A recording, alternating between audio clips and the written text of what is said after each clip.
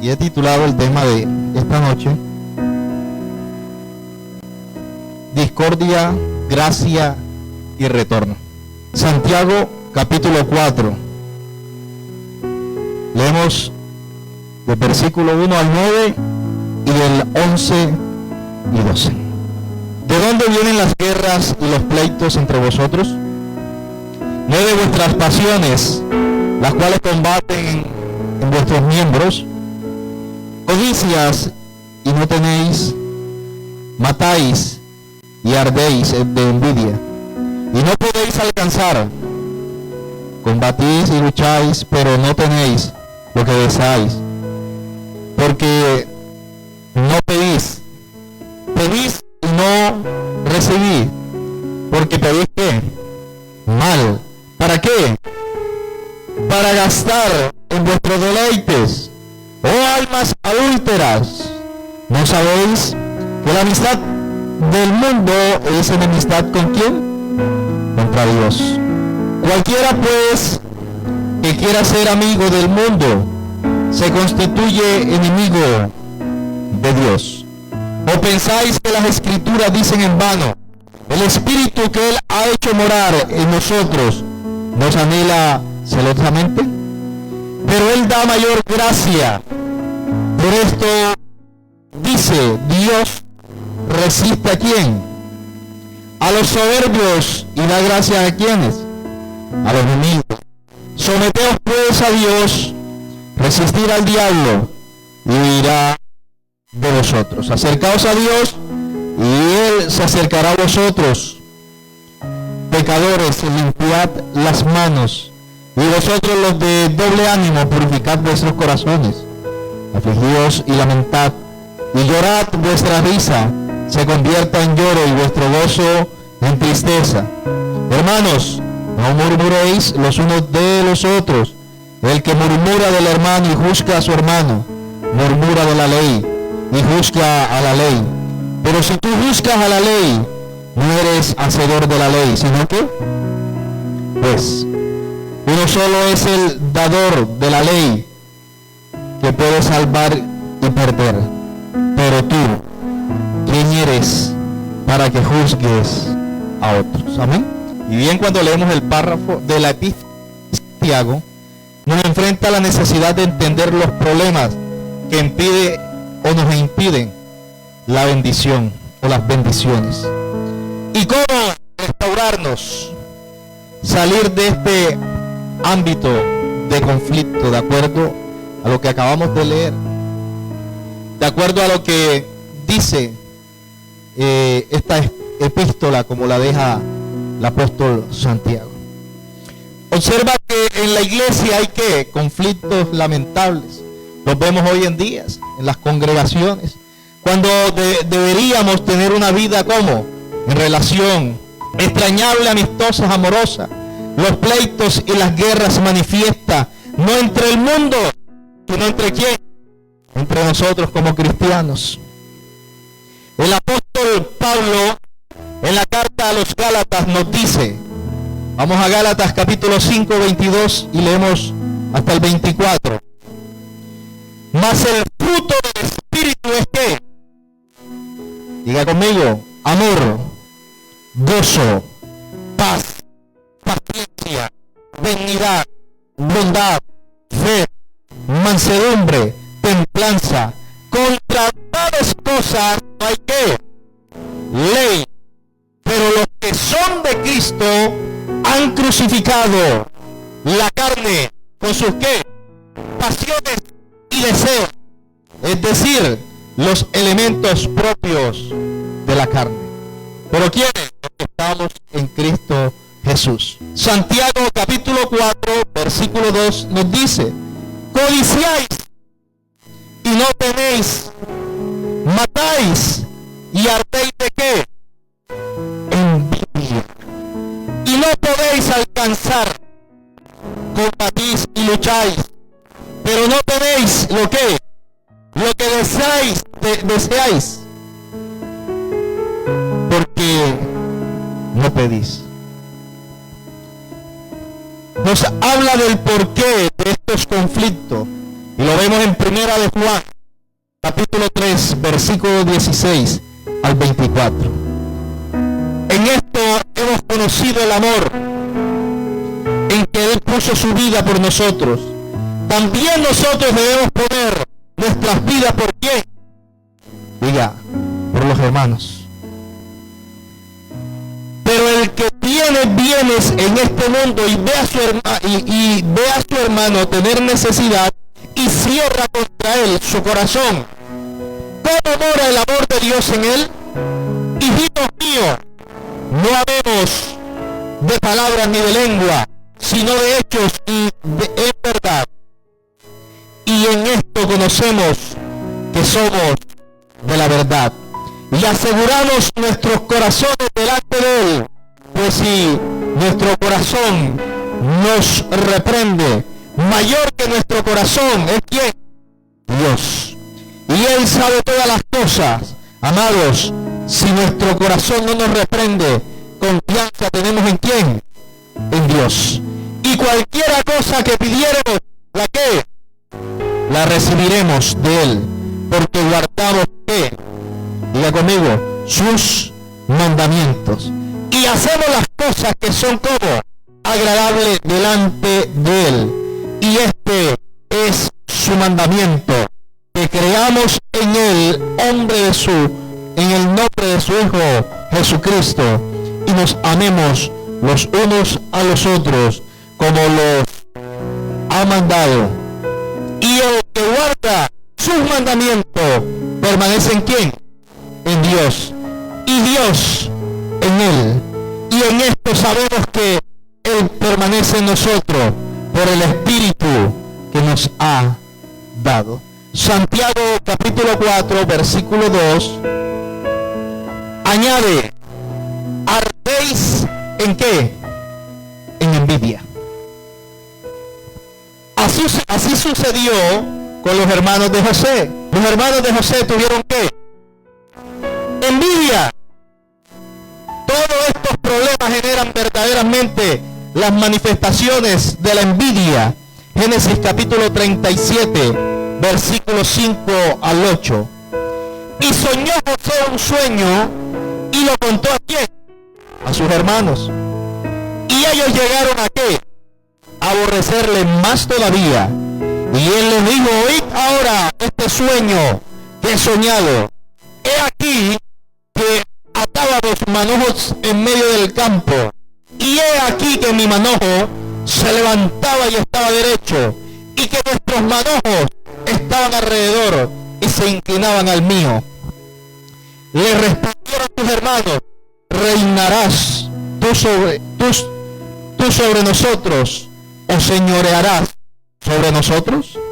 Y le aborrecieron aún más a causa de sus sueños y sus palabras.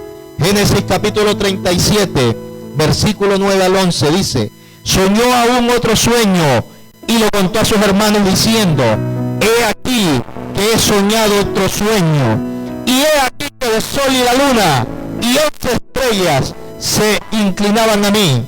Y lo contó a sus padres y a sus hermanos. Y su padre le respondió y le dijo, ¿qué sueño es este que soñaste? ¿Acaso vendremos yo y tu madre y tus hermanos a postrarnos en tierra ante ti? Y sus hermanos le tenían envidia. Mas su padre meditaba en esto. Vemos en José que no tenía un comportamiento demasiado correcto con sus hermanos. ¿Por qué? Porque desde el principio lo que hacía José era acusar ¿a quién? A sus hermanos con su padre, con Jacob. Amén.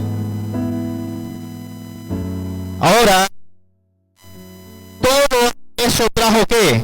Un problema de envidia de los hermanos hacia José. A tal punto que sus hermanos, ¿qué hacen? Ellos pensaron en quién. Mire lo que produce, que causa la envidia. A causa de la envidia, los hermanos de José pensaron en qué, en matar a José. Pero como no lo mataron, ¿qué hicieron? Dice que lo colocan en una cisterna o lo introducen, lo meten en una cisterna. Y luego, ¿qué hacen? Pasaron unos mercaderes y ¿lo qué? Lo vendieron. Lo llevaron a Egipto y lo vendieron a Potifar.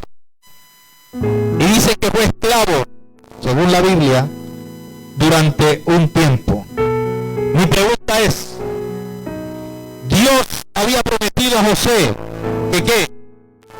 Que lo iba a bendecir y lo ayudaría. Ahora, en estos momentos difíciles que está viviendo José, ¿qué pensaría José? Y lo que está pasando en su vida son cosas contrarias. Amén. Dios, en ese momento, cuando está pasando lo que está pasando con José, ¿qué hace Dios? Diga conmigo, Dios calla. Y Dios lo permite. Porque unos son nuestros pensamientos, pero mayores lo que Dios tiene con nosotros. Pero dice que sus pensamientos son pensamientos de bien. Amén. Aunque tú no entiendas lo que estás pasando en tu vida, lo que estás viendo en tu vida, ten confianza, ten paz en Dios. Porque lo que Dios prometió, Dios lo va a cumplir.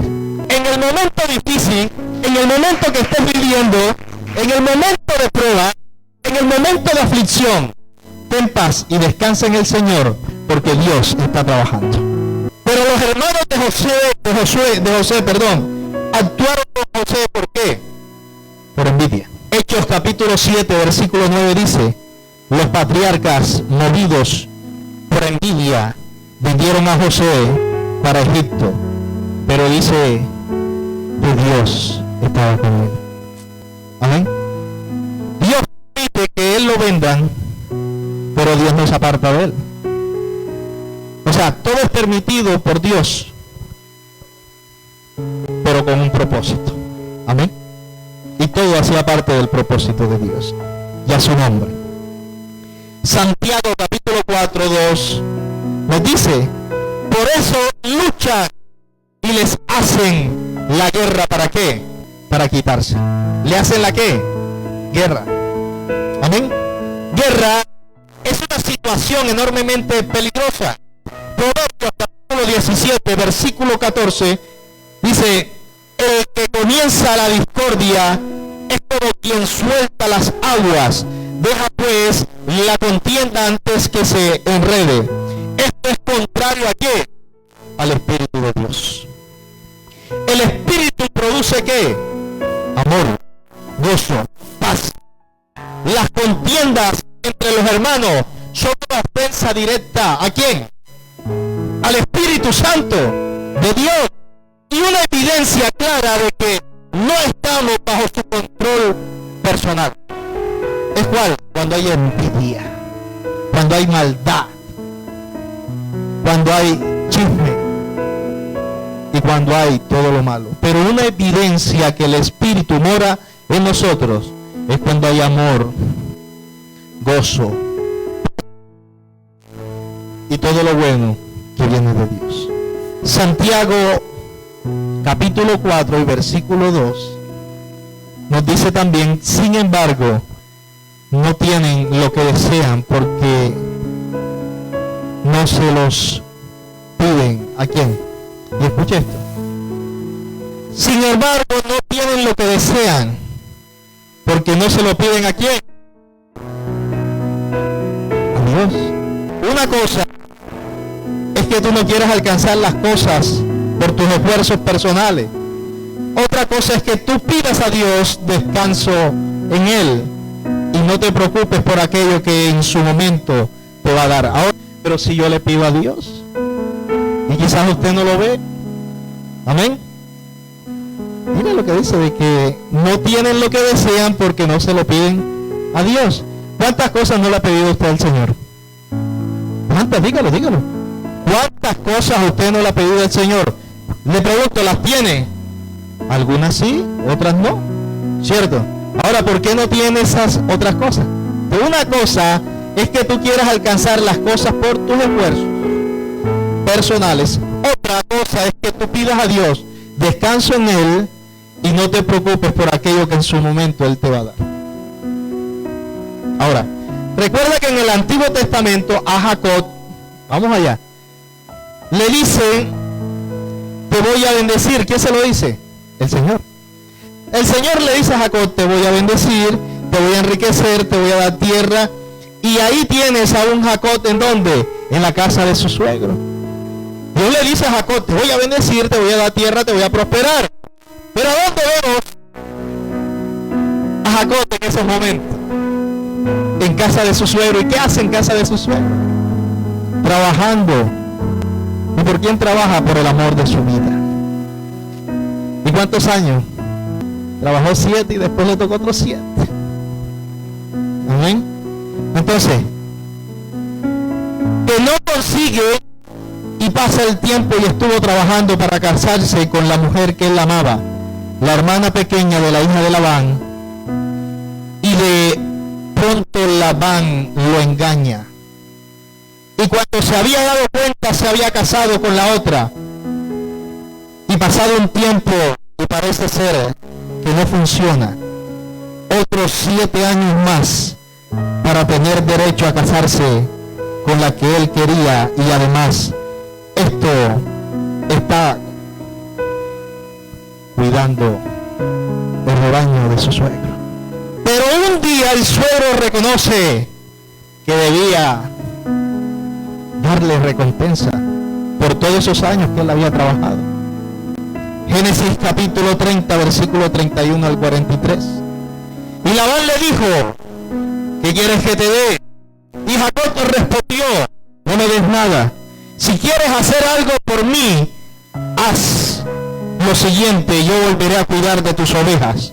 Hoy pasaré por tu rebaño y apartaré todas las ovejas manchadas y salpicadas de color, y todas las ovejas de color oscuro, más las cabras que sean manchadas y salpicadas de color. Esta será mi paga. Así, el día de mañana, cuando venga a reconocer mi paga, mi honradez responderá por mí. Toda cabra que no sea pintada ni manchada, y toda oveja entre mis ovejas que no sea de color oscuro, se me achacará como robada. Labán dijo entonces, pues bien, que sea como tú dices. Ese mismo día Labán apartó los machos cabríos manchados y rayados, y todas las cabras manchadas y salpicadas de color, y todas las que tenían en sí algo en blanco, y todas las ovejas de color oscuro, y las puso a cargo de sus hijos. Luego puso 3 días de camino entre él y Jacob. Mientras tanto Jacob cuidaba el resto de las ovejas de Labán. Jacob tomó entonces varas verdes de álamo, ovellano y castaño, y les quitó las cortezas para que se viera lo blanco de las varas. Luego puso las varas sin corteza en los abrevaderos, donde las ovejas venían a beber agua, y éstas se apareaban delante de las varas. Cuando venían a beber, así las ovejas concebían delante de las varas, y parían borregos listados, pintados y salpicados de diversos colores. Entonces Jacob apartaba los corderos y todos los oscuros y listados del hato de Labán los ponían entre su propio rebaño. Luego ponían aparte su hato y no lo juntaban con las ovejas de Labán. Y cada vez que las ovejas más fuertes estaban en celo, Jacob ponía las varas en los abrevaderos delante de las ovejas para que concibieran a la vista de las varas. Pero cuando venían las ovejas más débiles, no las ponían así. Las débiles eran para Labán y la más fuerte para Jacob. Fue así como este varón llegó a ser como muy rico. Y tuvo muchas ovejas y siervas y siervos, además de camellos y asnos. Pero ahora la historia no acaba aquí. En Génesis capítulo 31, versículo 1 al 12, mire lo que dice. Pero Jacob se enteraba de las habladurías de los hijos de Labán, pues decían, Jacob se ha quedado con todo lo que era de nuestro padre. Toda su riqueza la obtuvo de lo que era de nuestro padre. Además, Jacob miraba el sembrado de Labán y podía ver que ya no lo trataban como antes. Entonces el Señor le dijo a Jacob: regresa a la tierra de tus padres con tus parientes, que yo estaré contigo. Jacob mandó llamar a Raquel y a Lea al campo donde estaban sus ovejas y le dijo: me doy cuenta de que el padre de ustedes ya no me trata como antes, pero el Dios de mi padre está conmigo.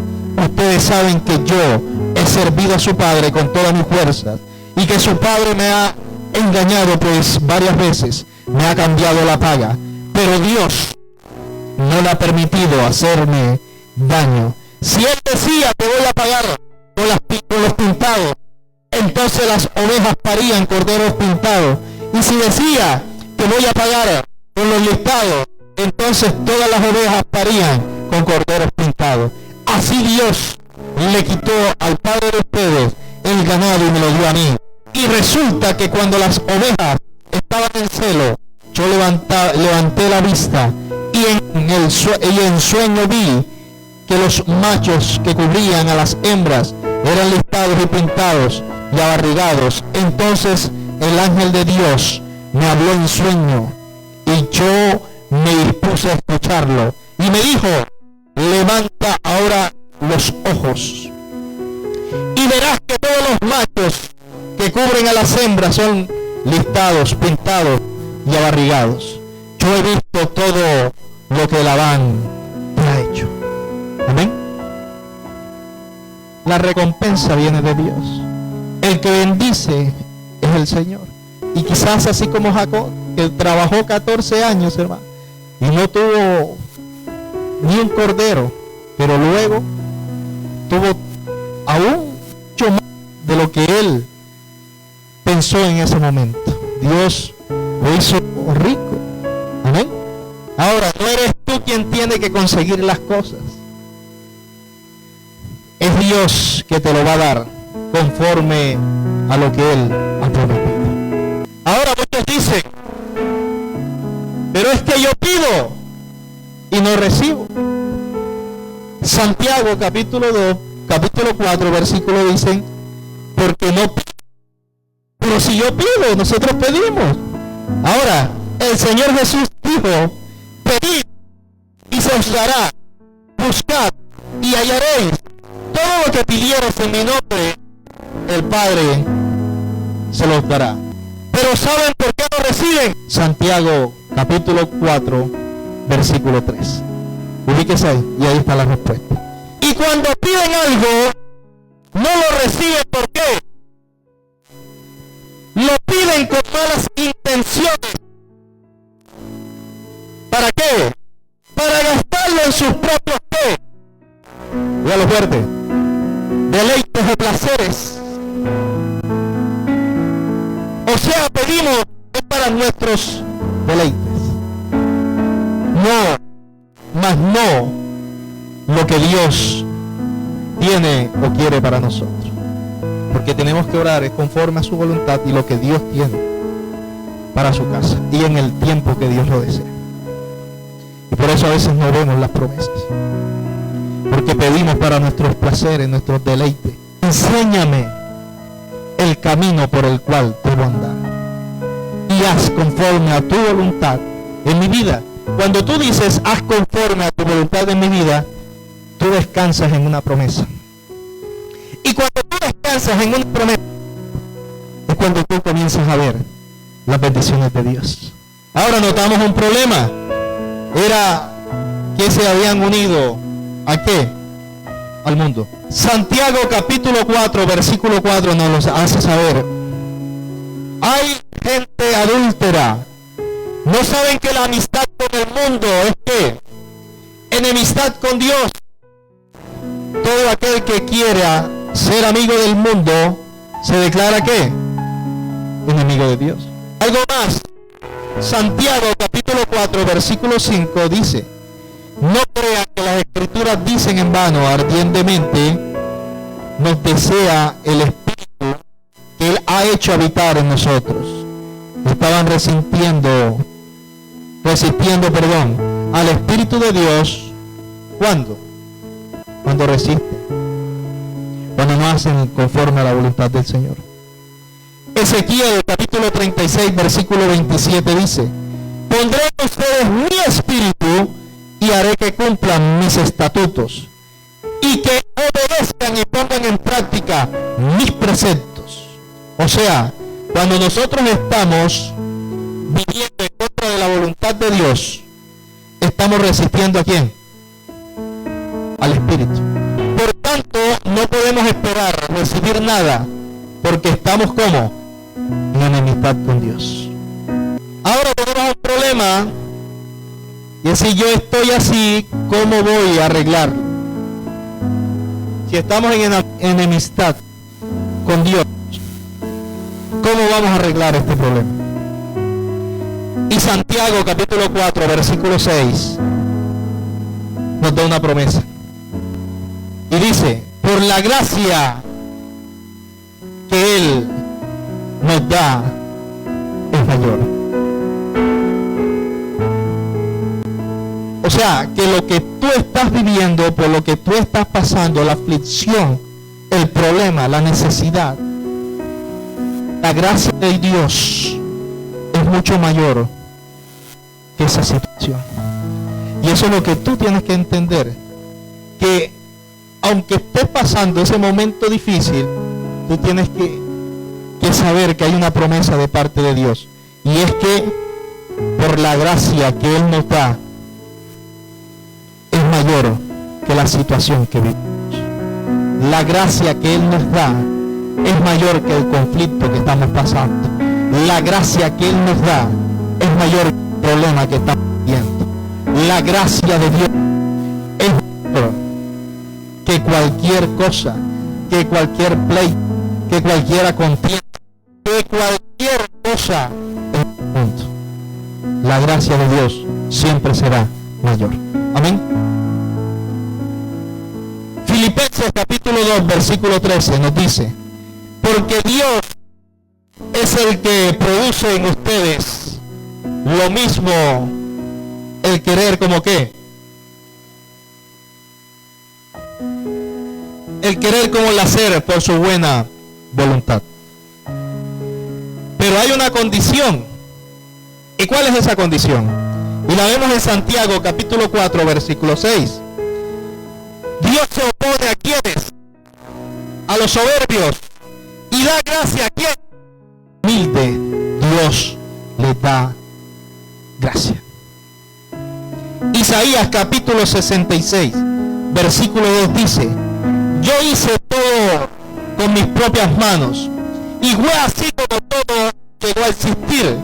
Yo pongo la mirada en los pobres y humildes de espíritu, y en los que tiemblan al escuchar mi palabra, palabra del Señor. El secreto, la clave de las bendiciones, ¿cuál será?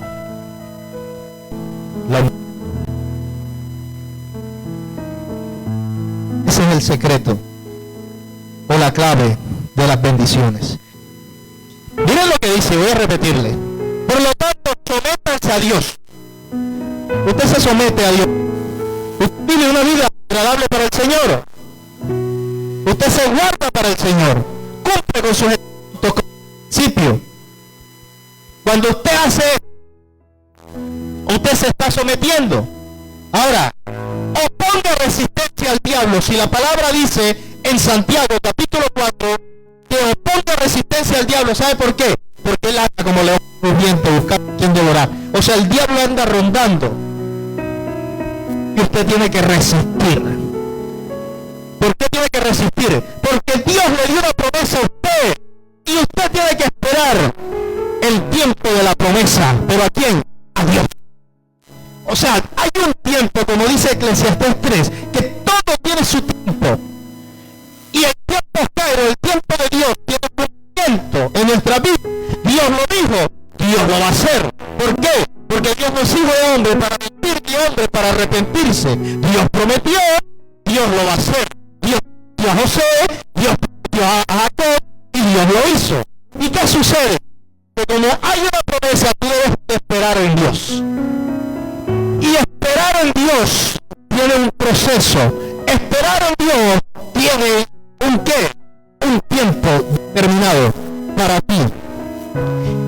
ese tiempo determinado, tú tienes que resistir al diablo. O sea, en el tiempo determinado, el diablo va a venir con propuestas. El diablo va a querer quitar la bendición que Dios tiene para ti. Dios prometió un hogar, Dios prometió una familia, Dios prometió un esposo, Dios prometió una esposa. ¿Y qué va a poner el diablo? ¿Qué va a hacer el enemigo? Traer hombre, traer mujer. ¿Para qué? Para impedir el propósito de Dios. ¿Sí? Cuando hay gracia en ti, Él va a venir, pero tú tienes que resistir. Porque no hay cosa que agrade más y enamore más que la gracia de Dios. Y cuando hay gracia en ti, es hermano. Y muchos dan testimonio, te dicen, cuando yo estaba soltero, hermano, hasta de la misma iglesia, mujeres. Pero en el momento cuando yo decidí guardar al Señor, hasta me señalaron de homosexual. En la misma iglesia. Porque no andaba con mujeres y no me acostaba con ellas. Y le decían a las mujeres que se me insinuaran. Ella está mi esposa, que no puedo dejar por mentiroso a este varón que está aquí. A ella también se lo dijeron. Probándome si yo era homosexual solamente porque no estaba con mujeres. Pero me estaba guardando para el Señor. ¿Sabe por qué? Porque venía de un proceso donde había perdido una familia y eso me dolió. Sé lo que es vivir eso. Y yo dije, no quiero volver a sufrir. Y para no volver a sufrir, ¿qué debo hacer? Esperar el tiempo de Dios. Esperar. Y ayúdame, Señor, porque solo no puedo. Amén. Entonces, resistir al diablo es eso. Eso es resistir al diablo. En que las promesas de Dios tienen un cumplimiento. Pero Él siempre va a estar. Y a veces creemos que son bendiciones de Dios, pero no son de Dios. Es el enemigo. Amén. Y a su nombre. El diablo está siempre rodeando y como resistimos tomando toda la armadura de Dios. Como lo dice Efesios 6:13. Ahora nos está diciendo que tomemos la armadura de Dios que está donde en Efesios 6:13 al 17. Dios nos manda a ¿qué? A guerrear. Perdón, Dios no nos manda a guerrear. Dios no nos manda a pelear. Él nos manda a ¿qué? Dígalo, a resistir al diablo. Él no nos dice, tome la armadura y vaya y pelee. No, Él dice, resista. Ahora, ¿para qué es la armadura? Para defendernos. Está vencido. ¿Quién está vencido y derrotado? ¿Quién? El diablo, Satanás. ¿Y dónde fue vencido? En la cruz del Calvario, donde Cristo lo venció. O sea, Él lo venció en la cruz. Y eso que Él pagó y lo que hizo en la cruz no necesita más ayuda. En el momento que usted no crea que Él lo derrotó, que Él lo hizo y que usted lo esté haciendo, eso es poner en duda lo que Él hizo en la cruz. Tenemos la armadura de Dios y la armadura de Dios manda a defendernos ¿con qué? Oración, búsqueda, fe, creer. Para resistir tienes que tener fe. Para resistir tienes que creer. Y Dios pide una relación personal con Él. ¿Y dónde está? Santiago capítulo 4, versículo 8. Y nos dice cómo. Acérquense a quién. Y al acercarse, ¿y Él qué? Se acercará a ustedes. Hagamos un alto en el camino, hagamos un alto, hermanos. Y volvamos a Dios. Esto tiene que ver con ¿qué? Con el arrepentimiento. Zacarías 3. Así que dile al pueblo, así ha dicho el Señor de los ejércitos, vuélvase a mí, y yo me volveré a ustedes. Palabra del Señor de los ejércitos. Santiago capítulo 4, versículo 8. He aquí el simbolismo de qué? De límpiense las manos pecadores, y ustedes, los de doble ánimo, purifiquen su corazón. ¿Cuál es el simbolismo de límpiense las manos? Es una operación de limpieza. ¿Ante quién? Ante el Señor. El enfermero, antes de poner una inyección, ¿qué hace? Se lava las manos, se las desinfecta, ¿cierto? Así hay que hacer con el Señor, estar purificados, limpios hacia Él. Santiago capítulo 4, versículo 9, dice: lloren, aflíjanse, hagan lamentos, convierta sonrisa en llanto y su alegría en tristeza. ¿Cómo así? O sea, que el arrepentimiento no sea solamente de palabras. El arrepentimiento es sentirlo ¿en dónde? En el corazón. Y cuando tú lo sientes en lo más profundo de tu corazón, es porque tú sabes que has ofendido al Señor. Y eso produce lágrimas. Eso produce dolor. Amén. Santiago capítulo 4, versículo 10 dice: humíllense ante el Señor y Él lo exaltará. Por último, Santiago capítulo 4, versículo 8. Hermanos, no hablen mal los unos de los otros. El que habla mal de los hermanos y los juzga, habla mal de la ley y juzga la ley. Y si tú juzgas a la ley, te eriges en juez de la ley y no en alguien que debe cumplirla. La ley le ha dado uno solo, el cual tiene poder para salvar y destruir. Pero tú, ¿quién eres para juzgar a tu pueblo? No utilicemos la lengua ¿para qué? Para hablar mal. ¿Cuál es la consecuencia de un chismoso? Proverbios capítulo 16, 18.